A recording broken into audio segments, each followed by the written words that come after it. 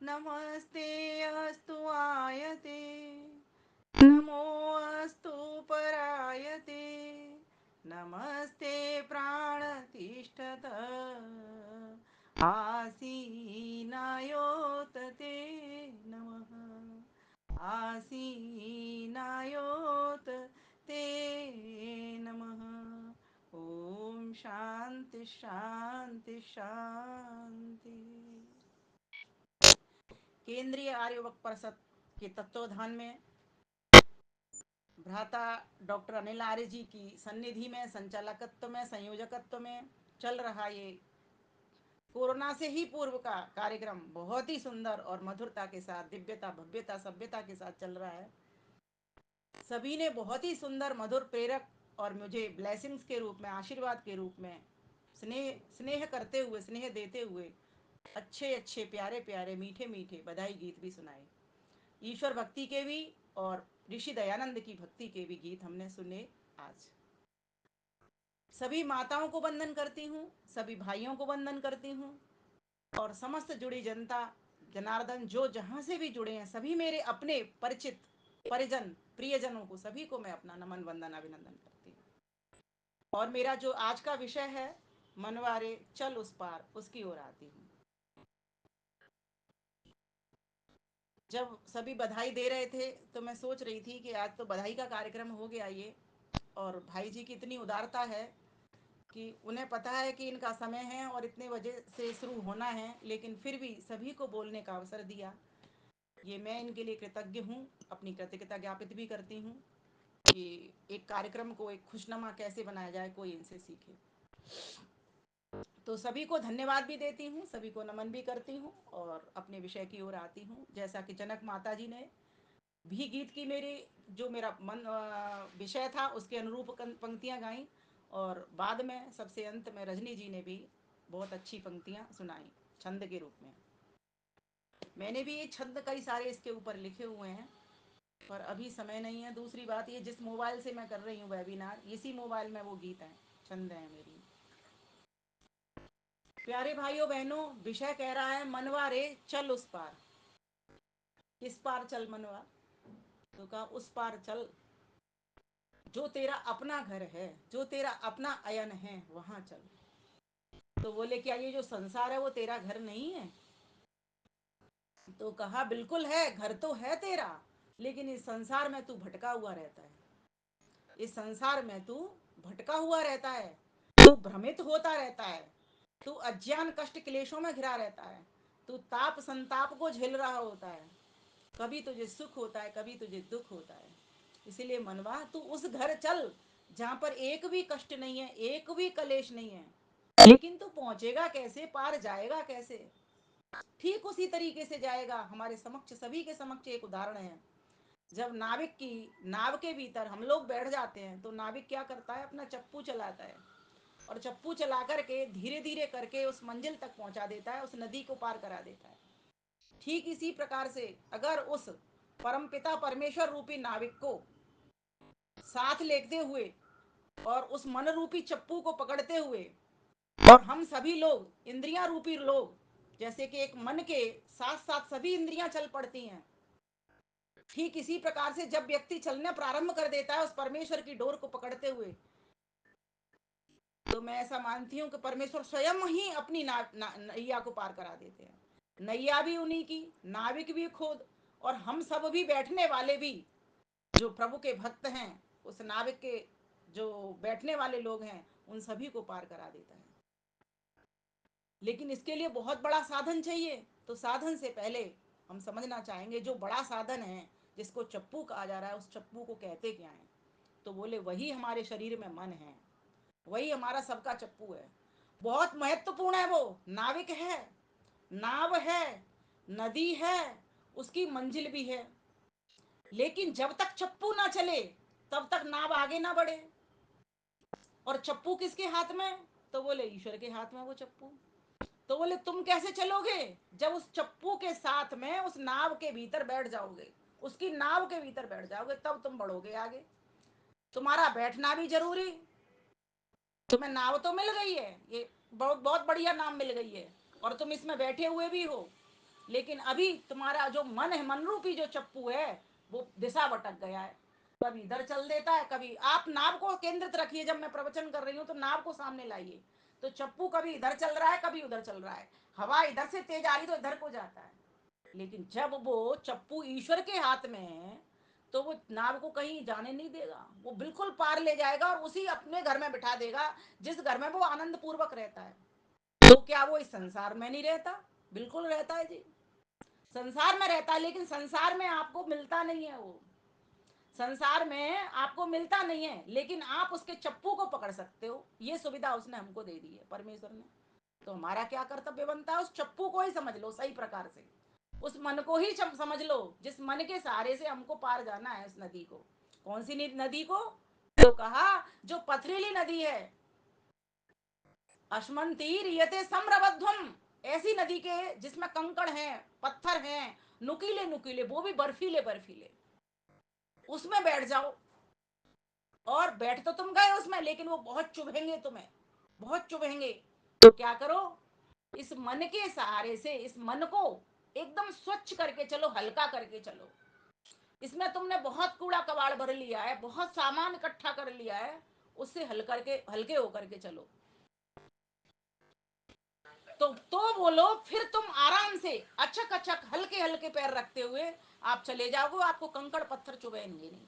कंकड़ पत्थर रहेंगे, सुख दुख रहेंगे, धूप छाया रहेगी, गर्मी सर्दी रहेगी, सब कुछ रहेगा ज्यों की त्यों से, क्योंकि संसार है, इस संसार में सारी चीजें हैं। लेकिन तुम कितनी आसानी से उस नैया को पार कर जाओगे, ये सोचने वाली बात है। लेकिन सहारा किसका चाहिएगा? एक का। बिना एक के तुम्हारी वैल्यू नहीं है, बिना एक के, उस बिना नाविक के तुम नैया को पार कर नहीं सकते। बहुत महत्वपूर्ण विषय था ये, इसलिए मैंने कहा आज मैं इसी विषय को लूंगी। तो बोले उससे पहले उस चप्पू को समझ लो, उस मन को समझ लो, ये मन है क्या? तो बोले मन सत रज और तम से बना हुआ जड़ पदार्थ है। ये जितनी भी हमारी इंद्रियां हैं, देखने की, सुनने की, सूंघने की, हाथ पैर, हमारे जितने बॉडी के पार्ट्स हैं, ये पूरा की पूरा शरीर जो दिखाई दे रहा है हमको, कुछ इसके भीतर का सूक्ष्म शरीर, ये सारा की सारा जड़ है। सूक्ष्म शरीर, स्थूल शरीर और कारण शरीर। स्थूल शरीर जो दिखाई दे रहा है, सूक्ष्म शरीर जो भावनात्मक रूप से आपके भीतर रहता है, निर्णय करने वाला जैसे बुद्धि हो गई, संकल्प विकल्प करने वाला मन हो गया, है ना, इसी प्रकार से। और हमारी आत्मा, वो हमारा जो कारण शरीर है, कारण शरीर अर्थात प्रकृति, प्रकृति का ही विस्तार ये पूरे शरीर में है, सूक्ष्म शरीर में भी और स्थूल शरीर में भी। तो ये पूरा की पूरा शरीर हमारा ये जड़ है। तो इसके भीतर जो मन पार्ट है, वो बहुत महत्वपूर्ण पार्ट है। सारी इंद्रियां उसी के सहारे से, उसी के साथ साथ चलती हैं। इसलिए कहते हैं व्यक्ति को अगर इस नदी को, जीवन रूपी नदी को अगर पार करना है, तो क्या करना पड़ेगा? पहला कार्य, ईश्वर की नाव में बैठना सीख लो। अभी हमको इस जीवन की नदी को पार करना इसलिए नहीं आ रहा है कि हमको इसमें बैठना नहीं आ रहा, हमें वार्ता व्यवहार करना नहीं आ रहा। हम प्रेम पूर्वक एक नाव में बैठे हुए हैं, लेकिन उस नाव में भी हम झगड़ा कर रहे हैं। थोड़ा सा भोजन है, 12 आदमी नाव में बैठे हुए हैं, पूरा पर्याप्त हो सकता था, लेकिन पर्याप्त इसलिए नहीं हो रहा कि एक ने ज्यादा ले लिया, एक ने कम ले लिया, इसलिए झगड़ा होने लग गया। हमें वितरण करने का स्वभाव आया नहीं, बांटकर खाने का स्वभाव आया नहीं हमारे भीतर। इसीलिए कहा कि इस मन रूपी चप्पू को समझो, ये मन है क्या? तो बोले ये 3 पदार्थों से बना हुआ ये जड़ है, लेकिन इस जड़ में बहुत बड़ी शक्ति है। ये सात्विक भी है, ये रजोगुणी भी है, और कैसा है ये? तमोगुणी भी है, तामसिक भी है। तीनों तत्व है, लेकिन इसमें सत्व गुण की प्रधानता होने से आप इसकी मजबूती, इसको पकड़ सकते हो आप आराम से। और दूसरी बात, ये जो मन है ना, वो एक बार में एक वस्तु को पकड़ता है। जैसे अभी आप मुझे सुन रहे हो, तो मेरे ज्ञान को आप पकड़ रहे हो, लेकिन ये मन इतना चंचल है, इतना चंचल है कि वो 1 मिनट के भीतर ही दूसरी जगह भी पहुंच जाता है, दौड़ जाता है, उसको देर नहीं लगती।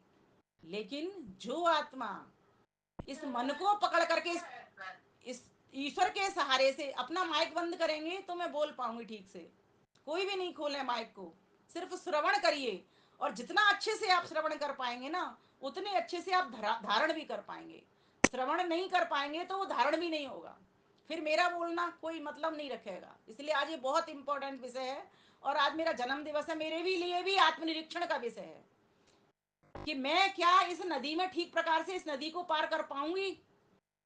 मेरा इतना समय जो 50 वर्ष 55 वर्ष जो मेरा निकल गया, 54 वर्ष, वो कैसा निकल गया। क्या इसमें कंकड़ पत्थर लगे, मुझे कितने लगे, कम लगे या ज्यादा लगे, और अब कहां तक मेरी गति पहुंच गई है। क्या वो अब उतने ही चुभते हैं जितने मेरे बचपन में लगते थे, कोमल कोमल पैरों में लगते थे। क्या वो इतने ही चुभते हैं। क्या जब मैं छोटी थी तब भोजन बनाती थी तब मेरे हाथ जल्दी से गर्म हो जाते थे, क्या अब वो उतनी जल्दी गर्म होते हैं। उत्तर होगा नहीं। शारीरिक रूप से भी और मानसिक रूप से भी गर्म नहीं होंगे। और भी मेरी बड़ी आयु होगी तो शारीरिक रूप से और मानसिक रूप से भी वो और भी मेरे हार्ड हो जाएंगे। इतनी मैं परिपक्व हो जाऊंगी, इतना मुझे पता चल जाएगा कि इस नदी के भीतर पैर कैसे रखना, कैसे बैठना है नाम में। तो कहा कि अगर तुमने इस मन को पकड़ लिया, अर्थात ईश्वर के इस चप्पू को पकड़ लिया जो उसने तुमको सुविधा दी है। ईश्वर ने ये बहुत बड़ी सुविधा दी है, और इतनी अच्छी सुविधा, इस सुविधा के द्वारा आप बंधन में भी आ सकते हो और आप इससे मोक्ष को भी प्राप्त कर सकते हो। महर्षि गौतम कहते हैं ना कि ये जो मन है वो कैसा है, मने मनुष्याणाम कारणम बंध मोक्ष, यो बंधन भी करवाने वाला है और ये मोक्ष भी करवाने वाला है। लेकिन एक व्यक्ति को अगर ये समझ आ जाए, दिशा का पता लग जाए कि मेरी दिशा ये ठीक है, इधर हवा का रुख तेज है, इधर दुर्व्यसनी लोग रहते हैं, इधर दुर्जन लोग रहते हैं, इधर सज्जन लोग रहते हैं, अच्छे लोग रहते हैं, इधर बुरा कार्य हो रहा है, इधर अच्छा कार्य हो रहा है, ये श्रेय मार्ग है, ये प्रिय मार्ग है, ये दक्षिणायन है, ये उत्तरायण है। अगर व्यक्ति को ये दिशा का पता लग जाए तो वो उधर को प्रवेश कर जाएगा। आज हमको अविद्या के चलते अपनी दिशा का पता नहीं है, इसलिए हमको नाव में बैठना नहीं आ रहा। ये नाव बही चली जा रही है, लेकिन ईश्वर ने थाम तो रखा है, लेकिन जीव कर्म करने में स्वतंत्र होने से ये नाव फिर मेरी हिल जाती है। इधर को मैं हिला देता हूँ, मैं इधर को वजन ज्यादा कर देता हूँ, कभी मैं इधर को वजन ज्यादा कर देता हूँ। ईश्वर निश्चिंत होकर के बैठा है, चप्पू पकड़ा हुआ है उसने बस। क्यों स्वतंत्र छोड़ इसलिए उसने दिया कि वो देखना चाहता है मेरे बच्चे कहीं आलसी तो नहीं है। वो तो चला देगा और चलेगा ही व्यक्ति, एक एक व्यक्ति जा ही रहा है बिना दिशा अपना वो किए ठीक किए हुए चला ही जाता है, जन्म लेता है, बढ़ता है, कुछ दो चार काम कर लेता है ठीक ठाक, कुछ बुरे कर लेता है और चल पड़ता है इस संसार से, फिर आ जाता है। ईश्वर के हाथ में तो चप्पू है ही, लेकिन कितनी अच्छी तैयारी के साथ में आपने उस चप्पू को पकड़ा है, किस तरह से आप बैठे हो, कितना आपने बैलेंस को ठीक किया हुआ है, कितना बोझ आपके साथ है, कितना आपने बोझ को हल्का किया हुआ है। आप एक देखिए कि स्त्री को देखिए, अगर वो पोटली सिर पर रख करके चलेगी तो अगर उसने 10 किलो का वजन रख लिया तो बेहाल हो जाएगी, धूप में चल नहीं सकती, क्योंकि संसार में धूप भी पड़ेगी और छांव भी होगी। छांव में अच्छे से चल पाएगी, उसमें नहीं चल पाएगी, लेकिन उसकी भी एक लिमिट होगी, थोड़ी सी दूर चलेगी फिर वो थक जाएगी। अगर वही उसकी पोटली अगर 1 किलो की हो जाती है तो धूप में भी वो आराम से चल पाएगी, छांव में भी वो आराम से चल पाएगी। ठीक इसी प्रकार से इस मन को देखो, ये मन के पास ये मजबूती है। इस मन को की दिशा आपने पकड़ ली, मेरी मन की जो दिशा है वो क्या है, ये संकल्प करवाने वाली और विकल्प दोनों को करवाने वाले होने से मेरी जो दिशा है वो संकल्प वाली दिशा होगी। और संकल्प ऋषि दयानंद किसको कहते हैं, सदाचार का करना, सत्य आचरण का करना, धर्म आचरण का करना, ये संकल्प है। ये मन संकल्प भी कर सकता है। दुराचरण का करना, अधर्म आचरण का करना, ये क्या है, मन का विकल्प। विकल्प माने कल्प के विपरीत, संकल्प माने कल्प के अनुकूल, सही दिशा में। कल्प कहते हैं सृष्टि को, सृष्टि के विपरीत दिशा में अगर आप चलोगे, सृष्टि के विपरीत होकर के चलोगे इस जीवन की नदी में, तो आप धक्के खा जाओगे। वहां पर कोई दूसरी बोट आएगी वो आपको धक्का मार जाएगी। और अगर आप अनुकूल चलोगे, जो आपका पथ है उसी पथ के ऊपर आप चलोगे, उसी तरफ आपने ठीक प्रकार से अपने वजन को रखा हुआ है, तो आप फौरन पार कर जाओगे। ईश्वर आपका हाथ नहीं पकड़ेगा, बस आपने चप्पू को पकड़, उसने मन दे दिया, इस चप्पू को पकड़ लो, इस मन को पकड़ लो, इस मन को इस तरह पकड़ लो जैसे किसी एक सेवक आपके अंडर में चलता है, आपके कंट्रोल में चलता है, इस तरह से इस मन को पकड़ लो, तो आप इस नदी को पार कर जाओगे बहुत आसानी की तरह। आज हमारा ना तो वार्ता ठीक, ना व्यवहार ठीक, ना आपस का मेल जोल ठीक, ना कोई कांटेक्ट नंबर हमने बहुत सारे रख रखे हैं, लेकिन कोई कनेक्टिविटी किसी से हमारी आज नहीं है। वो तो धन्य है ये आर्य परिवार, जो इतने अच्छे अच्छे सुंदर सुंदर वेबिनार चलाते हुए और हम सब लोगों को एक दूसरे में मिलाने का प्रयास कर रहा है। सिर्फ इनमें इनके पास क्या है जो हमारे पास भी हो सकती है? एक वाणी की कुशलता, वाणी की मधुरता, काम करने का एक अद्भुत तरीका, एक अद्भुत ढंग। एक व्यक्ति ये भी है कि जो इस तरह से चला रहे हैं हमको, एक व्यक्ति हम भी हैं जिस पर चलना नहीं आ रहा। कौन बढ़िया? सोचो एक बार, आत्मनिरीक्षण का विषय है ये, एक बार सोच करके देखिए। हमने कितने लोगों के पेट भरे, हमने कितने लोगों को रजाई दी, हमने कितने लोगों का काम किया, हमने कितने परोपकार के काम हाथ में लिए, कितने संगठनों के हमने काम लिए, कितने हम किसके लिए उपकारी बने। सोचो ना, भी बढ़िया चलेगी, फर्स्ट क्लास चलेगी, अगर आप बैलेंस में रहोगे, बैलेंस में होकर के, संतुलित होकर के चलोगे।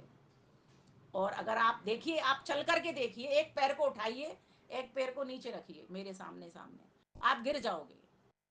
जब आपके पैर बैलेंस में चलते हैं तो आप ठीक से चलते हो। एक पैर आगे रखते हो, फिर दूसरा पैर रखते हो, फिर एक पैर रखते हो, फिर दूसरा रखते हो। आप एक साथ दोनों पैर रख करके देखिए। बुजुर्ग व्यक्ति तो चल ही नहीं सकता, छोटे बच्चे में तो तब भी हम कूद लेते थे, तो एक साथ पैरों को रख लेते थे, रस्सी कूदते थे, तो नहीं चल सकते। इसलिए ये देखना पड़ेगा, वो जो नाभिक है वो ईश्वर ने छोड़ दिया हमको चप्पू पकड़ा करके। अब तुमको साधो इसको। कैसे साध सकते हो? मैंने तुमको इंद्रियां दी हुई हैं, इन इंद्रियों को साधो। कैसे साधना है? जैसे सभी इंद्रियां, जैसे सभी मक्खियां, मधुमक्खी अपनी नेता के पीछे पीछे चलती हैं, और एक साथ जैसे जैसे वो नेता, उसकी जो मधुमक्खी है वो नेतृत्व करती जा रही है, उसके पीछे पीछे चल रही है, ठीक इसी प्रकार से तुम भी अपने नेता इस मन के पीछे पीछे चलो, और इस मन को एक सही दिशा पहले पकड़ा दो। और कौन सी दिशा होगी? तो उसे संकल्प उठा लो कि मुझे वैदिक संस्कृति का प्रचार प्रसार करना है। मैं वैदिक संस्कृति के लिए अपना तन मन धन समय श्रम, जो कुछ मुझसे बन सकता है मैं इसको लगाऊंगा। आप देखिए आपकी नैया कितने अच्छे से, सबसे प्यार करूंगा। बधाई रुकने का नाम नहीं लेती हैं। ये क्या है? ये किसी से राग द्वेष नहीं होना, किसी एक व्यक्ति के प्रति अधिक प्रेम और किसी भी एक व्यक्ति से अधिक द्वेष करना नहीं है। सभी के प्रति एक जैसा प्यार। माँ मिली है तो माँ से प्रेम, झुकते हुए प्रेम। बालक मिला है तो उसके ऊपर आशीर्वाद का हाथ रखते हुए प्रेम। प्रेम की कोटि बदल जाएगी जैसा जैसा इंसान मिलेगा। और आतंकवादी मिला है तो कैसा प्रेम? उसको डंडा से पकड़ करके, उसको मृत्यु दंड, यहां तक की बात। सोचो, ये प्रेम है, ये अहिंसा का पाठ है। अहिंसा क्या सिखाती है हमको? किसी के साथ में बैर मत करो, दुर्भावना से किसी की हत्या मत करो। अगर किसी चोर को, किसी अपराधी को दंड देते हो, वो क्या है? वो हिंसा नहीं है, वो अहिंसा है। क्योंकि आपने न्याय संगत काम किया। जो तुम्हारा ईश्वर कर रहा है, जो तुम्हारा नाविक कर रहा है, वही कार्य तुमने किया है। नाविक ने तुम्हें यही आदेश दिया हुआ है। जो अच्छा व्यक्ति है उसकी सुरक्षा दो उसको, जो बुरा व्यक्ति है उसको सुधारो। अगर वो किसी भी तरीके से नहीं सुधरता, जैसे कृष्ण भगवान ने महाभारत में एक प्रकरण आता है कि शिशुपाल से क्या कहा था कि मैं तुझे 99 गालियों तक माफ कर देता हूं, लेकिन अगर तूने इसके बाद में एक गाली बोली तो मैं तुझे उड़ा दूंगा। लेकिन वो चुप नहीं हुआ, तो क्या किया? सीधी सुदर्शन चक्र से गर्दन उड़ा दी इसकी। अवश्य ये जरूरी था। अधर्म का सफाया इस तरह से करना भी अहिंसा का चैप्टर बनता है। इसीलिए इन चीजों को हमें समझ करके इस नैया में पैर रखना होगा। अच्छे लोगों को खूब बढ़ाओ, जितना बढ़ा सकते हो। किसी में लिखने, कलम की ताकत है, लिख रहा है वो, उसको लिखने के लिए खूब प्रेरित करो। बहुत अच्छा लिख रहे हो, उसके लिए आदर्श बनो। और कमी रहती है उसको बताओ। ऐसा नहीं किसी पब्लिक उस पर बताना, मंच पे, उसको अकेले में बताना, उसको व्यक्तिगत बताना। अगर हमको ऐसे मैत्री के गुण आ जाते हैं, समझो हमने मन के चप्पू को पकड़ रखा है, मन हमारे वश में है, मन हमारे कंट्रोल में है। और कैसे मन को पकड़ा जा सकता है? तो बोले मन को इस प्रकार से भी पकड़ सकते हैं हम, जैसे मेरे पुराने संस्कार बहुत गंदे पड़े हुए मन के भीतर। अब क्या करना पड़ेगा? मुझे उनको धोना पड़ेगा। दो तरीके हैं, या तो मैं पुराने संस्कारों को धो डालूं जो बुरे संस्कार हैं, और अच्छे रहने दूं इस मस्तिष्क के भीतर या चित्त के भीतर, कुछ भी कह सकते हो नाम। और या फिर मैं, क्योंकि मन क्या, मन में क्या है? मन के भीतर कार्य वेद की दृष्टि से मन के दो अर्थ होते हैं। एक मन चित्त को भी कहते हैं, एक मन मन को भी कहते हैं। चित्त का काम क्या है? मन के दो कार्य होने से चित्त क्या करता है? स्टोर करता है हमारी जो कुछ हमारे भीतर की चीजें हैं उनको स्टोर करता चलता है। अच्छी बात है, उनको भी स्टोर करता है। कैसे करता है? जो देखता है, जो सुनता है ना, जो कहता है, उन सारी बात उसके चित्त के भीतर स्टोर हो जाती हैं। मन क्या करता है? कार्य भेद से मन क्या करता है? उसको निकालता है। तो अगर हमारे भीतर बुरी बुरी बातें हमने जो देखी थी, सुनी थी, वो स्टोर ज्यादा हो गई और अच्छी बातें कम स्टोर हो गई, तो क्या करना पड़ेगा? बुरी बातों को हमको पहले धोना पड़ेगा। तो संस्कारों को, उनको जो जमे हुए बुरे संस्कार हैं उनको धोना सीखिए। अगर आपने इस तरीके से चप्पू को पकड़ लिया, चप्पू अगर खराब है, आपका टूटा है, फूटा है, हिला है, डुला है, तो आपका सही प्रकार से चप्पू नहीं चलेगा, लगेगा ही नहीं। मान लीजिए चप्पू कैसा होता है? एक लकड़ी होती है और उसमें इस तरीके से घुमाव होता है। और अगर आपका मन भी ढीला है, मजबूत नहीं है, जिस काम को करने के लिए चले हो ठीक प्रकार से आपने संकल्प नहीं उठाया, है ना, सही बातें आपके मन के भीतर उठ नहीं रही। और मैं तो सभी को एक बात कहा करती हूँ, जब मन के भीतर बुरे विचार आए ना तो क्या कह दो। वेद कितनी सुंदर बात कहता है, अथर्ववेद में आता है ये मंत्र, आपको छठे अध्याय मिल जाएगा।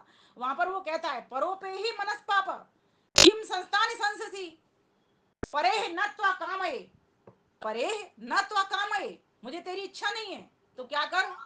वृक्षम मनाने संचर गृहेशु गोषु में मना।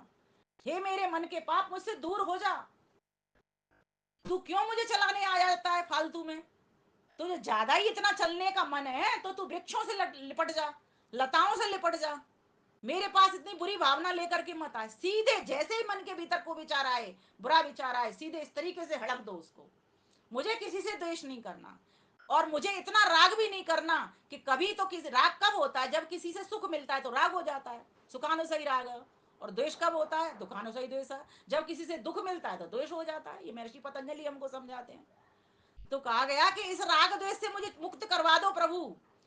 मैं ऐसा चप्पू चाहता हूँ, इस मन को मैं ऐसा चाहता हूँ, इसमें राग द्वेष रूपी विकार नहीं आए। तो प्रभुदेव मेरे भीतर से क्या कहते हैं, परे हित्वा, परे हटा दो। परे शुट पंजाबी में बोलते ना, परे शुट, परे कर दो, इसको दूर कर दो। किसको कर दो? बुरी भावनाओं को दूर कर दो प्रभुदेव। किम संस्थान किस लिए तुम मेरे पास आ जाते हो बुरे भावो? तुम जाओ, लिपट जाओ वृक्षों से। मुझे तुम्हारी परवाह नहीं है, मुझे तुम्हारी इच्छा भी नहीं है कि तुम मेरे पास आओ। मैं तो अपने घर के कामों में, वैदिक संस्कृति के प्रचार प्रसार में, गौ माता की सेवा करने में, इनमें बढ़िया तरीके से लगा हूं, फिर तुम मुझे बुरे भावना लेकर के आ जाते हो। तो चप्पू अगर आपका ऐसा होगा तो सोचो कैसे चलेगा काम। ईश्वर ने इतना बढ़िया तुम्हें मन दिया, सात्विक गुण ज्यादा मात्रा में उसमें थे, लेकिन तुमने क्या किया? उस मन को रजोगुणी, संसार में आके रजोगुणी कर दिया, तमोगुणी बना डाला। अंधेरे में तुम खुद आ गए। तुम्हारी गलती, ईश्वर की गलती नहीं है। उसने तुम्हें बढ़िया चप्पू पकड़ाया था कि मेरे बच्चे इस चप्पू के अच्छी तरीके से पकड़ पाए, लेकिन हमारी मजबूती जो हाथ की थी वो ढीली रह गई। हमारे हाथ गंदे हो गए, गंदे मन हो हाथ हो गए हमारे। क्योंकि मन क्या है? मन दर्पण होता है, मन शीशा होता है। मन के सामने तुम जैसा रंग लेकर के आओगे, मन वैसा कैप्चर कर लेता है।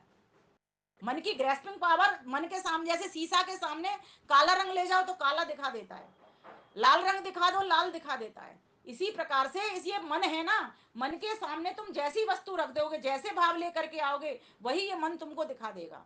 इसीलिए तो कहते हैं जो योगी लोग होते हैं, ध्यानी लोग होते हैं, वो कौन से साधन अपनाते हैं? इस मन के द्वारा वे वो साधन अपनाते हैं जिनसे उनका योग सिद्ध हो, योग में उनको सफलता हासिल हो। तो वहां महर्षि दयानंद सरस्वती बहुत सुंदर लिखते हैं, उनके लिए जो साधन बनते हैं, शम दम उपरति तितिक्षा श्रद्धा और समाधान, ये 6 बातें उन्होंने लिखी है। 9वें अध्याय में आपको मिल जाएंगी सत्यात प्रकाश के में, वहां आप देख सकते हो। वो कहते हैं जो योगी लोग होते हैं वो इन साधनों को अपनाते हैं। इसको षड संपत्ति कहते हैं। क्योंकि कंगले को कोई भी अपने यहाँ जगह नहीं देता। आज हम बिना मिठाई लिए किसी के घर चले जाएं, कहेंगे अरे ये तो फालतू में आ जाता है। एक बार तो वो बढ़िया से बोल लेगा। और अगर हम रोज रोज कुछ ना कुछ लेकर के जाएं तो फिर कितना हमें आदर देगा। वो कहेगा ये तो रोज आ जाए, रोज रोज ले लेकर के आते हैं, इसलिए ये रोज आ जाए। समझो इस बात को। इसीलिए हम परमात्मा के दर में उस पार को करना चाहते हैं, उस नदी को पार करना चाहते हैं, इस भव नदी को पार करना चाहते हैं। तो ये जो चप्पू है हमारा कैसा होना चाहिए? स्वच्छ होना चाहिए, हिला डुला नहीं होना चाहिए। जिस तरीके से, जिस दिशा में चप्पू हमें पकड़ करके ले जाने वाला है, उसी दिशा की तरफ ही हमको हमारा रुख होना चाहिए, मुख होना चाहिए। और हमारा रुख और मुख कहाँ हो रहा है? अगर कहीं सत्संग हो रहा होगा वहां पर हमारा रुख मुख नहीं होगा। हमारा मुख कहाँ होता है, रुख कहाँ होता है, जहां पर मूवी मूवी चल रही होती है। आज एक बात बताइए, कितने अधिक फॉलोवर्स किन लोगों के हैं? ऐसे लोगों के हैं, ऐसे कथाकारों के हैं, कहना नहीं चाहूंगी, ऐसे लोगों के साथ में एक टीम है, बहुत बड़ी बड़ी टीम, हजारों की, करोड़ों की, लाखों की, जिन लोगों को सच में नहीं पता कि वैदिक ज्ञान होता क्या है, हमारा मूल स्रोत है क्या, जिनको नहीं पता। लेकिन अगर हमें सही समझ है, सही बात का पता है कि कौन सी चीज अच्छी है, कौन सी हमारी मूल है और किसकी ओर हमें चलना है, तो हम अपनी दिशा तय कर लेंगे और दिशा तय हो जाएगी ठीक हमारी, तो हमारी दशा अपने आप ठीक हो जाएगी। तो कहा गया कि जो मन प्रभु ने दिया क्यों, ये इसीलिए दिया कि उन साधनों को इस मन से पकड़ सके हम, जिन साधनों के द्वारा हमारी नैया पार होने वाली है। तो वे साधन हमें श्रम अर्थात शांति, जिसके जीवन में शांति है, कहा जाता है जिसको। आपके यहाँ कोई समस्या है, बाकी तो सभी को आ रही है मेरी आवाज। आवाज आ रही है, पूरी क्लियर आवाज मेरी। ऐसा है, व्यवधान आता है मुझे, थोड़ी देर ना रुक करके सोच लिया करे बोलने में। ध्वनि तो ठीक है, लेकिन कहीं नेटवर्क की प्रॉब्लम के कारण ध्वनि की वॉल्यूम में कमी है, तो मैंने तो ईयरफोन लगा दिया। ईयरफोन लगा सके तो लगा लीजिए, आवाज बिल्कुल साफ है, आवाज साफ है बिल्कुल, आवाज ठीक आ रही है, चलेगी। मन का कार्य क्या होता है? मन का कार्य होता है, हाँ, मन के साथ में हमें क्या करना है, साधन कौन से हैं मन से जुड़ने वाले? तो कहा पहला साधन है शम। शम कहते हैं शांति को, मन की शांति। अगर व्यक्ति के पास मन की शांति है, उसके लिए कहा जाता है कि अगर किसी को शांति की इच्छा है तो अपनी इच्छाओं को शांत करना सीखे। ये कोट लिखने योग्य है आपको। अगर किसी को शांति की इच्छा है तो पहले इच्छाओं को शांत करना चाहिए, सीखे। हमने आज अपनी इच्छाएं इतनी बढ़ा ली हैं, इतनी वासनाएं हमारे पास सामने घूम रही हैं कि हमारा कोई पार ही नहीं है, हम पार नहीं कर सकते। इसलिए सबसे पहले अपनी इच्छाओं को कम करो। इच्छाएं कम होंगी, अभी हमारे घरों को देखोगे आप, कूड़े की तरह भरा पड़ा हुआ है। कितना आप इसमें वर्क करोगे, कितना इसमें समय लगाओगे, कितने आप नौकर रखोगे, कितना फिर नौकरों के ऊपर ध्यान दोगे, कितना फिर पैसा खर्च करोगे, सारा टाइम आपका इसमें निकल जाने वाला है। इसलिए मन से क्या चीज पकड़े? आपको शांति मिले, शांति तब मिलेगी, घर है साफ सुथरा, थोड़ा सा ही सामान है, उतना ही खाया, उतना ही पिया, आराम से सो गए, भगवान का भजन किया, आराम से सो गए। सबसे ज्यादा सुखी अगर कोई होता है तो योगी व्यक्ति होता है, ज्ञानी व्यक्ति होता है। वो होता ही इसीलिए है कि उसके पास सामान बहुत कम होता है। और सामान क्यों कम होता है? क्योंकि उसकी इच्छाएं सीमित होती हैं। वो जीने के लिए भोजन इकट्ठा करता है, वो जीने के लिए इकट्ठा करता है, पीने के लिए पानी रखता है, उतना ही रखता है जितने से उसका काम चलने वाला है और किसी और को पिलाने वाला है। आज हमारी चाह इतनी अधिक बढ़ी हुई है कि हमको राह हमारी प्रशस्त होगी कैसे? चाह अगर करनी है तो उस मंजिल तक पहुंचने की चाह करनी है। उन साधनों को पहले प्रमुखता से लाना होगा, जिन साधनों के सहारे से हम उस नैया को पार कर सकते हैं। तो कहा गया कि उस नैया को पार करने के लिए सबसे पहले मन की शांति लाइए। और मन की शांति तब तक नहीं आ सकती जब तक आपके पास ज्ञान नहीं होगा। संसार में मैं आया क्यों, मैं, मुझे करना क्या था, मैं क्या करता रहा, आगे मैं क्या करता रहूंगा, क्या मैं वही कार्य कर रहा हूं जिस कार्य के लिए मैं संसार में मनुष्य के चोले में आया था? सोचो, एक बार विचार करो, उत्तर मिलेगा आपको, खुद भीतर से उत्तर मिलेगा। आप स्वयं के अपने भगवान भी हो, ध्यान देना। आपको स्वयं भीतर से उत्तर आएगा कि नहीं, आपको करना ये था और आप कर। एक चोर को भी भीतर अलार्म बजता है जब वो चोरी करता है, मत कर, लेकिन वो उसको नजरअंदाज करता है, अनसुनी करता है। ईश्वर बैठा बैठा भीतर से प्रेरणा कर रहा है, ये काम ठीक नहीं, इसको मत कर, ये काम ठीक है, इसको कर। लेकिन व्यक्ति उसकी सुनता नहीं है। किसकी सुनता है फिर वो? मन की सुनता है। क्यों? और मन कैसा है उसका? हिला डुला है, टूटा फूटा है, चटका फटका है, कर्टेन पड़ा हुआ है। अगर शीशे के ऊपर कोई कर्टेन डाल दे, चेहरा नहीं दिखेगा। अगर शीशा कहीं से चटक जाए, फटक जाए, तो 8-10 चेहरे दिखेंगे, वो ठीक नहीं दिखा पाएगा कि आपका चेहरा एक ही है, सही ज्ञान आपको नहीं देगा। और अगर शीशे के ऊपर खूब धूल जल जम जाए, मैल पड़ जाए, मल लग जाए, तो आपका चेहरा नहीं दिखेगा। यही स्थिति कहीं हमारे मन रूपी चप्पू की हो गई है। चप्पू ईश्वर ने बढ़िया पकड़ाया, मन बढ़िया पकड़ाया हमको कि बेटा बैठ जा तू नाम में और ठीक प्रकार से इसको पकड़ ले। लेकिन तू पकड़ नहीं पाया, तूने चप्पू को ही तोड़ डाला, तूने इस मन को ही कंचा कंचा कर डाला। तोरा मन दर्पण कहलाए, भले बुरे सारे कर्मों को देखे और दिखाए, तोरा मन दर्पण कहलाए। मन ही देवता मन ही ईश्वर, मन से बड़ा न कोई। इतना बढ़िया सुविधा थी तेरे पास, लेकिन तूने सुविधा को ठीक प्रकार से नहीं जाना, ठीक प्रकार से तूने नहीं समझा।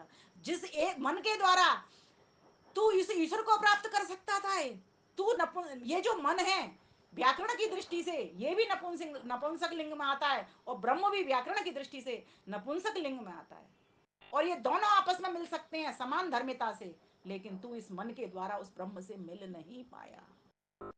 मन ही देवता मन ही ईश्वर, मन से बड़ा न कोई। मन उजियारा जब जब फैले, जग उजियारा हो।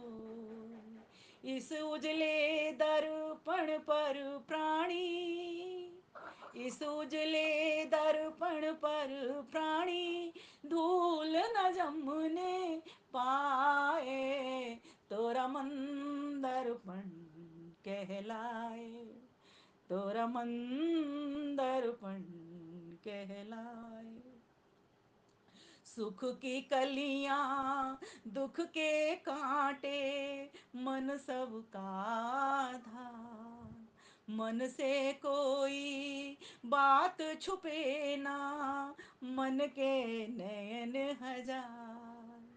जग से चाहे भाग ले कोई, मन से भाग न पाए, तोरा मन दर्पण कहलाए, तोरा मन दर्पण कहलाए। तन की दौलत जल की छाया, मन का धन अनमोल। तन के कारण मन की धुन को मत मिट्टी में रोल।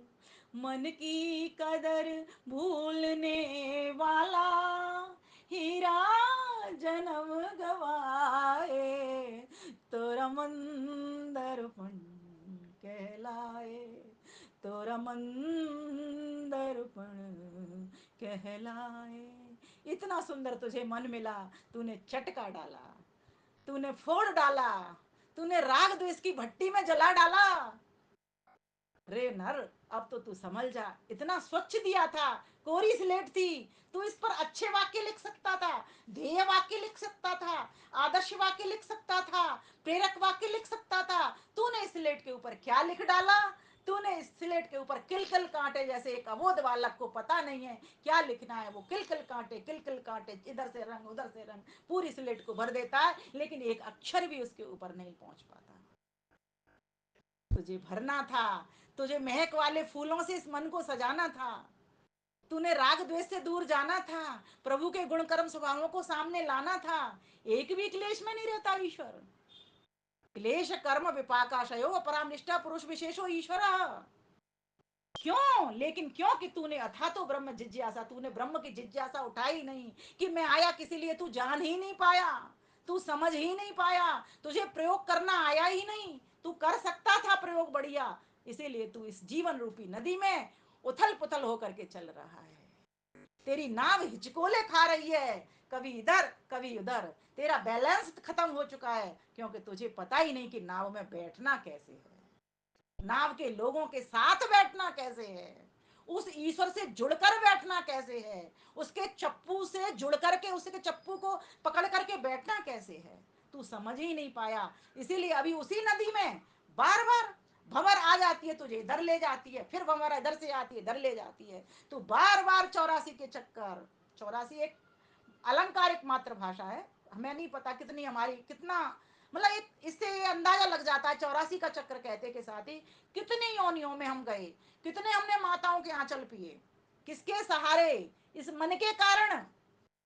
और ये मन के बहुत सारे स्वभाव लिखे हैं कहां पर, जब शिव संकल्प सूक्तम पढ़ते हैं तो मन को क्या क्या कहा गया है? मन को देव कहा गया है, क्योंकि इसमें दिव्यता है, किससे? ईश्वर से जोड़ने की। और इसमें क्या है? बोले इसको यक्ष भी कहा गया, इसको पूजनीय भी कहा गया है, सत्कृत भी है ये मन। और इसको क्या कहा है? इसको प्रज्ञान भी कहा गया, ज्ञान भी दिलवाने वाला है। ये आप लिख सकते हो, जो भी यहाँ पर विदुषी विद्वान लोग जुड़े हुए हैं वे लिखें इसको, अपने प्रवचनों में इन बातों को रखा करें। इससे हम बहुत बड़ा ज्ञानवर्धन कर सकते हैं, और यही एक प्लेटफॉर्म है जो ज्ञान को आगे बढ़ा सकता है। और प्रचेतस, जिसमें सही मायने में चेतना को इकट्ठा करे रहता है, स्टोर किए रखता है चित्त के माध्यम से। और कैसा है ये मन? धैर्य वाला भी है। ये धैर्य भी तो यही मन कराता है। जब घर में किसी अपने से वियोग हो जाए, या तूफान खड़ा हो जाए, या बहुत आपदा आ जाए, या किसी विपत्ति में व्यक्ति घुस जाए, तो इस मन के सहारे ही बाहर निकलता है। जब इस मन को लेकिन कहाँ लगा देता है? जब ईश्वर से लगा देता है। ईश्वर के हाथ में चप्पू को देखता है, स्वयं मालिक नहीं बनता कि चप्पू मैंने पकड़ा है। उसको वो ईश्वर दिख रहा होता है, चप्पू तो ईश्वर ने पकड़ा है, मुझे तो मात्र बस ऐसे ऐसे हिलाना था, चलाने के लिए हिलाना था बस मुझे तो, कि कैसे ये ठीक प्रकार से चले, वो मुझे हिलाना आया नहीं। इसीलिए मैं इस जीवन की यात्रा को ठीक से पार कर नहीं पाया। मुझे अपने साथियों का हाथ पकड़ना नहीं आया, मैंने उसको गिराना तो सीख लिया, उसको उठाना नहीं सीख पाया। किसी की प्रशंसा के दो शब्द नहीं कह पाया, किसी के जीवन को बढ़ाने के काम नहीं कर पाया, किसी गरीब की झोपड़ी में एक दिया नहीं जला पाया। शायद इसीलिए मैं भी खुद अंधेरे में रहा, और मेरा भी अंधेरा समाप्त नहीं हो पाया। इसलिए प्यारे बंधुओं, आज मैं इस बात को कहना चाहूंगी कि परमपिता परमेश्वर ने हमको ये मन बहुत ही सुंदर दिया हुआ है। इस मन के द्वारा क्या करना चाहिए हमको? तो सबसे पहले तो ज्ञान लें। किसका ज्ञान लें? तो त्रैतवाद का ज्ञान लें। मैं कौन हूँ? मैं एक आत्मा हूँ, मैं शरीर नहीं हूँ। सारा दिन इस शरीर की गाड़ी की सफाई में, सारा दिन शरीर के पोषण में, सारा दिन मैं लगा रहा, लेकिन क्या अंतिम परिणाम निकला? परिणाम को देखिए, आज भी मैं बीमार हूं, आज भी 10 गोलियों से कम मैं नहीं खाता हूं। मैं स्वयं आत्मनिरीक्षण करती हूं तो मैं पाती हूं इसी बात को, कि कहीं ना कहीं मेरा आलस्य रहा, और ये इस आलस्य ने मुझे मेरे दुर्भाग्य में बदल दिया। इसलिए इतनी बीमारियां और इतनी दवाइयां मुझे खानी पड़ रही हैं। अगर मैंने इस आलस्य को नहीं किया होता, समय से मैं उठती, समय से मैं सोती, समय से मैं खाना खाती, उतना ही खाना खाती, जैसा खाना चाहिए वैसा ही खाती, जिस तरह से मुझे स्नान करना चाहिए, जिन मंत्रों के माध्यम से स्नान करना चाहिए, उन मंत्रों के माध्यम से स्नान कर पाती। मैंने कनफोड़ू संगीत लगा डाले, मैंने अपने बाथरूम में, और मैं अपने आप को सिंगर कहलवाने लग गई। मैंने कहीं ना कहीं अपने आप के साथ बहुत बड़ा दगा कर दिया, धोखा कर दिया। कहाँ मैं पार कर पाऊंगी इस जीवन की नैया को, जीवन की नदी को जो इतनी बड़ी है। ये सांसारिक नदी तो हम 2 घंटे में पार कर जाते हैं, 3 घंटे में भेंट द्वारका जाते हैं, 1 घंटे भर में पार कर जाते हैं। बहुत से लोग यहाँ भेंट द्वारका गए होंगे, और बहुत सारे हम नदियों में जाते ही रहते हैं, समुद्रों में भी जाते हैं, वहां भी हम खूब राइडिंग करते हैं। तो कहने का भाव ये यहाँ पर ये है कि ये जो संसार की नदी छोटी नहीं है, ये 100 वर्ष की आयु परमेश्वर ने देकर के भेजा है। इस नदी में 100 वर्ष तक रहना है। कोई बात नहीं, 1 वर्ष खराब चला गया कोई बात नहीं, चल जाएगा, 2 खराब निकल गए चल जाएगा, और बचपन के 10-15 निकल गए चल जाएगा। लेकिन आप जवानी में हम आ गए तब भी हमारा कुछ नहीं हुआ, कुछ भी अच्छा नहीं कर पाए। आज हम इतने वर्ष के हो गए, 50-60-70 के हो गए, तब भी कुछ नहीं हुआ। 90 तक पहुंच गए तब भी हमारा कुछ नहीं हो पा रहा है। आखिर हमने इतनी श्वासें इतनी व्यर्थ गमा दी। प्रभु मेरे रक्षा करो, कृपा करो, दोनों हाथ खोल डालिए अपने, अभी मेरे कहते कहते खोल डालिए। प्रभु मेरी रक्षा करो, अभी तक मैं कहाँ सोया था, कहाँ सोई हुई थी, मेरी रक्षा करो। और कोई बात नहीं, अब मत सोचिए कि 90 निकल गए मेरे, 70 निकल गए, बस अगर सोचना है तो ये सोचिए, प्रभु जितनी भी श्वासें मेरी बची हुई हैं तू मुझसे उससे जोड़ देना, जिससे मैं इस नैया को आराम से पार कर जाऊं, इसमें बैठा बैठा इस नदी को आराम से पार कर जाऊं तेरे सहारे से। अब तो मुझे किसी का सहारा चाहिए नहीं, मैंने देख लिया संसार, मुझे बस तेरा सहारा चाहिए, तेरा प्यार चाहिए। कहते हम सभी हैं तेरा प्यार चाहिए, तेरा सहारा चाहिए, लेकिन सहारा उसी को मिलता है जो स्वयं उसकी शरण में आ जाता है। माँ के पास जब बच्चा आता है तब माँ अपना आंचल खोलती है, उससे पहले नहीं खोलती। और बच्चा भी वो देख लेती है, ये कहीं ऐसे ही तो नहीं आ रहा मेरी गोद में चढ़ने, सच में भूखा है तो माँ आंचल खोलेगी, नहीं तो नहीं खोलेगी। प्यारी माताओं, प्यारे भाइयों, उस ईश्वर ने हमको इतना बढ़िया मन दिया, निर्णय करने के लिए हमको बुद्धि भी मन के साथ में जोड़ करके दे दी कि तू निर्णय कर ले, अपनी दशा को तय कर ले। लेकिन तूने ना तो श्रवण किया, ना मनन किया, ना निध्यासन किया, फिर तू कहाँ आत्म साक्षात्कार की बात करता है? जितना सुनता है क्या उतना मनन करता है? क्या उतना चिंतन करता है? फिर सुनी हुई बात को चिंतन करते हुए क्या पक्की करता है कि जो मैंने बात सुनी कितनी ठीक थी और इसमें से मुझे मैं कितना कर पा रहा हूँ, क्या मैं कर पा रहा हूँ, या मैं आगे कर पाऊंगा और कितने दिन में कर पाऊंगा? क्या मैं वेद स्वाध्याय करता हूँ? क्या मैं औरों को पढ़ाता हूँ? क्या मैं वेद स्वाध्याय को भेंट कर पाता हूँ पुस्तकों को? क्या मैं ये समझ पा रहा हूँ कि ये आर्ष ग्रंथ है या अनार्ष ग्रंथ है, कौन से ग्रंथ मुझे आगे पहुंचाने हैं? ये सब शक्ति मेरे पास है। क्यों? क्योंकि मेरे पास सुंदर मन है, ये सोचिए। और ये सुंदर मन कैसे है? क्योंकि आपको आर्य समाज रूपी वाटिका सुंदर मिली हुई है, इसीलिए आपका मन आज इतना सुंदर है। अगर आपको आर्य समाज रूपी वाटिका नहीं मिली होती तो समझो आपके पास इतना सुंदर मन नहीं होता, इतना तर्क संगत, युक्त संगत, प्रमाण संगत बुद्धि नहीं होती, न मन होता, कुछ भी आपके पास नहीं होता। मन प्रभु ने दिया, अच्छा दिया, लेकिन दिशा नहीं थी तो भटका पड़ा हुआ था। आज हम सबको दिशा मिल गई है तो अब हम भटकेंगे नहीं, अब हम भ्रमित नहीं होंगे, अब हम गड्ढे में नहीं गिरेंगे। अब हमें करना है तो एक काम करना है कि और भी लोग गड्ढे में ना गिर पाए और किसी का भी पतन नहीं हो पाए मेरे साथ साथ, ना मैं गिरूं ना सामने वाला गिरे। इसके लिए क्या करना होगा? प्रत्येक गड्ढे पर नजर करना पड़ेगा, कहाँ पानी गहरा है नदी में, कहाँ कम है। जहाँ कम पानी है उधर चलना पड़ेगा, या फिर जहाँ लग रहा है आपको बैलेंस बिगड़ता है तो उधर पानी भरना पड़ेगा। अर्थात जहाँ गड्ढे बहुत गहरे उन गड्ढों को भरना पड़ेगा पहले। जब तक आप गड्ढे नहीं भरोगे तब तक आप भी सुरक्षित नहीं हो।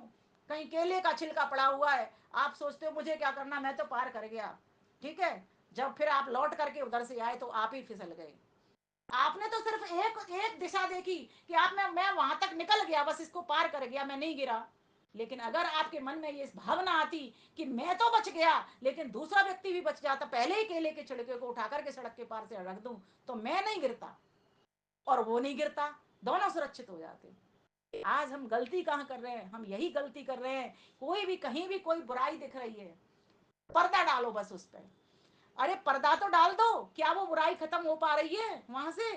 ठीक है, किसी और के सामने के लिए पर्दा डाल दो, उसको अपनी कमी नहीं दिखानी, लेकिन अपने घर में भीतर तो बात करनी पड़ेगी ना। घर में भीतर बात करके तो व्यक्तिगत तो उससे बात करनी पड़ेगी ना। तो ये जो मन है दोनों ताकत वाला है, इस मन के द्वारा या तो इस संसार का चक्कर लगाते रहो, इस नदी के चक्कर लगाते रहो, खूब चक्कर लगा लो, बबरे तो आपको आएंगी, निश्चित है ये आएंगी। सुख भी आएंगे, दुख भी आएंगे, बार बार आएंगे। ये एक दिन में भी हम कितनी बार सुखी दुखी हो लेते हैं, बार बार आते हैं, ये एक भी हटने वाला नहीं है। लेकिन एक व्यक्ति जो ज्ञानी है, सुख दुख उसको भी आते हैं, वो धैर्य से इस संसार को पार कर जाता है। ये धैर्य भी चाहिए, धैर्य रखना पड़ेगा। भंवर आई है, कोई बात नहीं, हम युक्ति से काम लेंगे, तर्क से काम लेंगे, मिलकर के वार्ता करेंगे, उसका निदान सोचेंगे, समाधान सोचेंगे, समस्या को क्रिएट नहीं करेंगे। आज हमारी क्या भावना रहती है? हम हमेशा समस्या को क्रिएट करते हैं, समस्या को जानना चाहते हैं, समस्या को पर ही बढ़ना चाहते हैं और समस्या पर ही बोलना चाहते हैं। नहीं, समस्या अब सबके सामने आ चुकी है, हर चीज की, संसार में क्या क्या हो रहा है।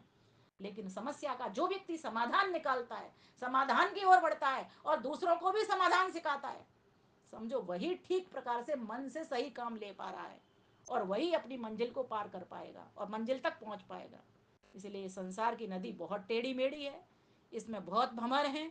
इन भंवरों में हम फंस न जाएं, इनसे हम बाहर निकल जाएं। तो आइए धीरे धीरे इस अभ्यास को करें हम, क्योंकि बिना असकृत उपदेशा, बिना अभ्यास के कोई भी काम नहीं होगा। इसलिए इन उपदेशों का भी खूब अभ्यास करें, समझने का, सुनने का, पढ़ने का। और किसी को पढ़ाकर भी कई बार हमको ज्ञान होता चलता है। इसीलिए सांख्य दर्शन में महर्षि कपिल ने कह दिया हमको कि खूब अभ्यास करो, करत करत अभ्यास के जड़ मत होत सुजान। तो आइए कर लें थोड़ा सा अभ्यास। धीरे धीरे मोड़ तू इस मन को, इस मन को तू इस मन को, हो धीरे धीरे मोड़ तू इस मन को, इस मन को तू इस मन को। मन मोड़ा कोई डर नहीं, कहीं दूर प्रभु का घर नहीं। धीरे धीरे मोड़ तू इस मन को, इस मन को तू इस मन को, हो धीरे धीरे मोड़ तू इस मन को, इस मन को तू इस मन को। मन लोभी मन कपटी मन है चोर, कहते आए हैं पल पल में और, बेईमान क्यों नादान क्यों, गफलत ऐसे कर नहीं, कहीं दूर प्रभु का घर नहीं। धीरे धीरे मोड़ तू इस मन को, इस मन को तू इस मन को, हो धीरे धीरे मोड़ तू इस मन को, इस मन को तू इस मन को।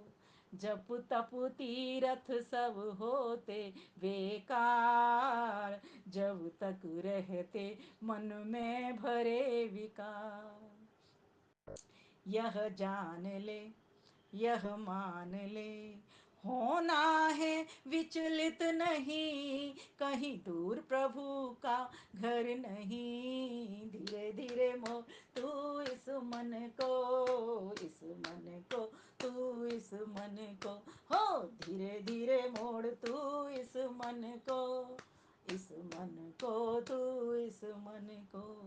जान लिया है फिर ईश्वर नहीं दूर, जान बूझ कर इंसान तू क्यों दूर, जान बूझ कर इंसान क्यों मजबूर। अभ्यास से वैराग्य से कुछ भी है दुष्कर नहीं, कहीं दूर प्रभु का घर नहीं। धीरे धीरे मोह तू इस मन को, इस मन को तू इस मन को, हो धीरे धीरे मोड़ तू इस मन को, इस मन को तू इस मन को, इस मन को तू इस मन को, इस मन को तू इस मन को। इसीलिए आत्मा को भी जानो, प्रकृति को भी जानो और परमात्मा को भी जानो, क्योंकि बिना इनको जाने आपका मन इस ईश्वर में लगेगा ही नहीं। जब आपको लाभ हानि पता चल जाएगी ना, संसार में ये सब होता है और संसार पति के पास ये सब नहीं होता, उसके पास सुख दुख नहीं होता, वो कभी सुखी दुखी नहीं होता, क्लेशों में गिरता नहीं वो। क्यों? क्योंकि वो सकाम कर्म नहीं करता, वो निष्काम कर्म करता है। हम लोग कैसे करते हैं? सकाम कर्म। मेरी बेटी का विवाह है तो मैं इतना दूंगी, ये करूंगी वो करूंगी, मेरे बेटे की यहाँ पर ये चीज प्रोग्राम है तो मैं कुछ करूंगा, नहीं तो नहीं करूंगा। नहीं, मुझे तो नैतिक करना है ये कार्य। जब मैं खा रहा हूं तो 2 रोटी मुझे निकालनी है, गऊ गऊ की एक कुत्ता की मुझे निकालनी है, मुझे करना ही पड़ेगा।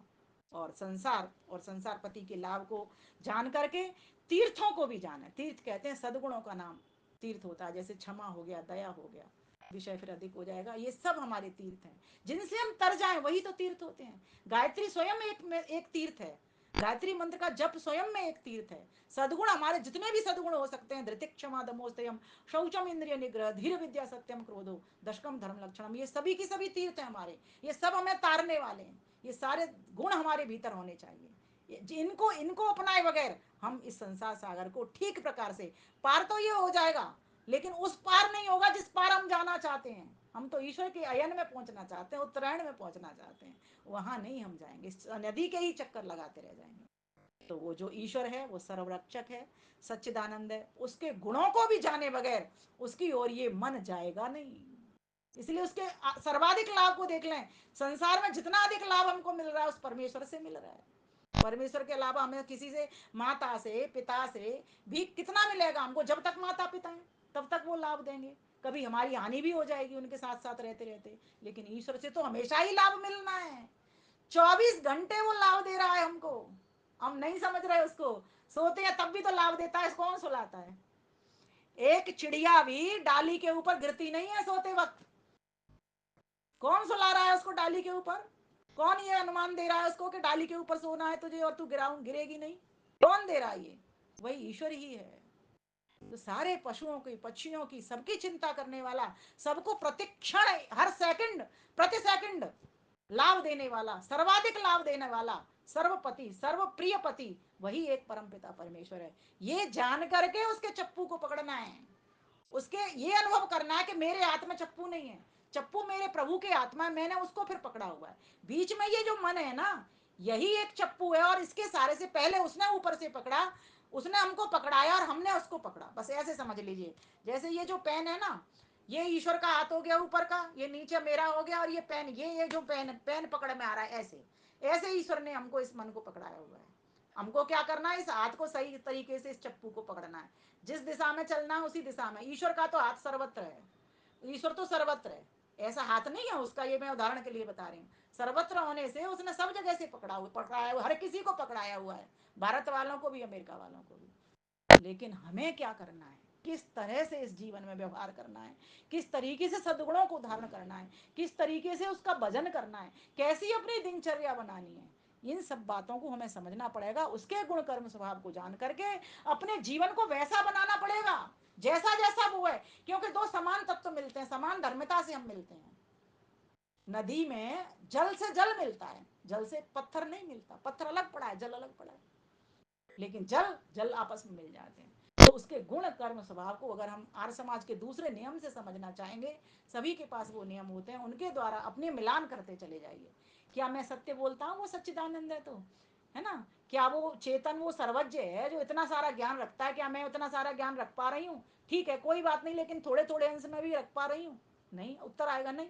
सारी चीज में हम फेल हो जाते हैं। निराकार वो भी है, मैं भी निराकार हूँ, लेकिन फिर भी मैं उससे क्यों नहीं मिल पा रही हूँ? क्योंकि जो पर्दा, जो रुकावट है, मिलने ही नहीं देता। तो उस पर्दे को हटाना है मुझे, और पर्दा किसका है? वो अविद्या का पर्दा पड़ा हुआ है, वो अविद्या खत्म कर दे। अविद्या खत्म कर दे, ऐसा मन स्वच्छ होगा। देखो, मन स्वच्छ कब होगा? जब अविद्या हटेगी। और अविद्या और मन का, स्वच्छता का, दोनों का एक दूसरे से स्पर्श नहीं होना, ये दोनों विरोधी हैं। मन की मन अगर अविद्या में भरा हुआ है तो आपका गंदा रहेगा पूरे टाइम। मन अगर विद्या में भरा हुआ है तो प्रकाशित होता रहेगा। तो उसके लिए क्या करना पड़ेगा? स्वच्छ रखना पड़ेगा ना मन को, जिससे कि आपके भीतर अविद्या प्रवेश ना कर पाए। और जो पहली अविद्या पड़ी हुई है उसके संस्कारों को धोना पड़ेगा। वो धुलेंगे कैसे? तो उसके लिए सत्संग में जाना पड़ेगा, संतों की बात सुननी पड़ेगी, ग्रंथों की, सदग्रंथों की बात माननी पड़ेगी, उसके अनुसार से अपना जीवन बनाना पड़ेगा। लेकिन कौन इसका चप्पू बनेगा? इसका चप्पू मन ही बनेगा। इसलिए इस मन को पकड़ो, मजबूती के साथ पकड़ो, इस मन को स्वच्छ बना करके उस ईश्वर को पकड़ो, आप फौरन इससे पार हो जाओगे। बहुत आसान है। जब व्यक्ति ईश्वर की शरण में आ जाता है, उसका ज्ञान मिलता जाता है, और उसके ज्ञान के सहारे से उसकी कृपा मिलती जाती है, क्योंकि व्यक्ति पुरुषार्थी हो चुका है। और उसकी कृपा पाते के साथ सभी मुझे कहेंगे तुम पर बड़ी भगवान की कृपा है। मैंने कहा तुम्हारे ऊपर भी है उसकी कृपा। जितना जितना जिसका पुरुषार्थ है उसके ऊपर उतनी उतनी कृपा उसकी मिलती ही मिलती है। कोई ऐसा होता नहीं, क्योंकि ईश्वर न्यायकारी होने से सबको जिसका जितना पुरुषार्थ है उतना उतना उसको दे रहा है। हम भाग्यवादी लोग नहीं हैं, हम लोग पुरुषार्थवादी हैं। हम पुरुषार्थ के उसको समझते हैं। इसीलिए हम सभी को पुरुषार्थ करना चाहिए, इन वैदिक ग्रंथों की समीपता लेते हुए, इन अच्छे संतों की समीपता लेते हुए, गुरुजनों का सामीप्य करते हुए, परमपिता परमेश्वर की सन्निधि शरण को प्राप्त करते हुए हमें आगे बढ़ना चाहिए। आप सभी ने बहुत ही धैर्य के साथ सुना। आप सभी का बहुत बहुत धन्यवाद करती हूँ। सभी से मुझे ब्लेसिंग्स, आशीर्वाद प्राप्त हुए। बहुत बहुत धन्यवाद। एक बार पुनः आप सभी को नमन, वंदन, अभिनंदन। भ्राता अनिल आर्य जी, जो हमेशा समय समय पर हमें याद करते रहते हैं, ऑनलाइन हो या ऑफलाइन। अभी इनका जो कार्यक्रम गया बहुत ही अच्छा रहा, डिफेंस कॉलोनी वाला, भूरी भूरी प्रशंसा इनकी हुई। इनका पुरुषार्थ ही था वहाँ। अगर ये चाहते, नहीं चाहते तो नहीं होता कार्यक्रम। चाहा और उसमें कार्य उतना नहीं कर पाते तो नहीं अच्छा हो पाता। तो इन्होंने सफलता के लिए बहुत पुरुषार्थ किया, तब जाकर के इनकी सफलता प्राप्त इनको हुई। परमेश्वर से प्रार्थना करते हूँ आगे भी इनके जो कार्यक्रम हो, हम सभी सहयोगी बने, उपयोगी बने, उद्योगी बने और योगी बने। तो मैं ये चाहती हूँ कि सभी जगह पर खूब अच्छी प्रकार से सुख, शांति, चैन और अमन हो स्थापित हो जाएगा। और हमारा जो देश है वह आर्य बन जाएगा। और साथ साथ कृणवन तो विश्व आर्य की भावना हम तो रखते हैं, पूरा संसार ही आर्य बन जाएगा, क्योंकि हम स्वयं पहले उसके लिए पुरुषार्थ करते हुए आर्य बनेंगे। आप सभी का बहुत बहुत धन्यवाद। सादर सप्रेम नमस्ते जी।